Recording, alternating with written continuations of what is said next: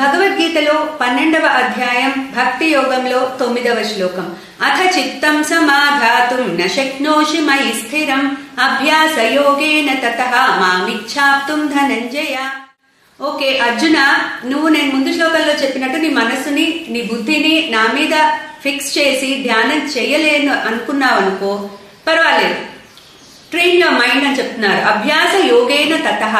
So అథ చిత్తం సమాధాతుం న శక్నోషి మయి స్థిరం. సో నీ మనస్సు బుద్ధి గనక స్థిరంగా నా మీద నిలవలేదనుకో, పర్వాలేదు, నీ మైండ్ ని అభ్యాసం ద్వారా ట్రైన్ చెయ్యి. ట్రైన్ చేసి అప్పుడు మళ్ళీ ఆ సాధన పెంచి అప్పుడు ట్రై చేయి. ఒక రోజుకి నీకు ఆ ధ్యానం కుదురుతుంది. సో అది కుదరలేదు అని భయపడద్దు. మాం ఇచ్చ అంటే నీకు ఇంకా నన్ను పొందాలి అనే ఇచ్చ ఉందనుకో, ఈశ్వరుడైన నన్ను పొందాలి అనే ఇచ్చ కలిగి ఉండి నేను అయ్యో ధ్యానించలేకపోతున్నానే, మనస్సుని బుద్ధిని నేను నిలపలేకపోతున్నానే అని అనుకున్నావు అనుకో, శక్తి లేదనుకో నీకు, పర్వాలేదు, అభ్యాసించే.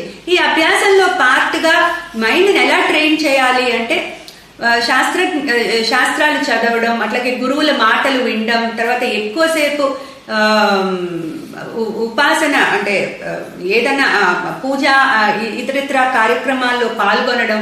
ఈ విధంగా మనస్సుని ఈ ఎక్స్టర్నల్ వరల్డ్ నుంచి పరమాత్మ వైపు కనుక తిప్పగలిగితే మెల్లమెల్లగా ఆ ధ్యానం అనేది కుదురుతుంది. సో ట్రైన్ యువర్ మైండ్ అంటే అది ఒక్క రోజులో కూడా ట్రైన్ అవ్వదు, it's a continuous process. So ఆ విధంగా మనస్సుని ట్రైన్ చేస్తూ బుద్ధిలో వివేకం పెంచుకుంటూ ఈ సాధన అనేది కొనసాగిస్తూ ఉండాలి. So one day you will achieve that goal అని చెప్తున్నారు భగవానుడు. క్లీన్ కృష్ణాయ నమః.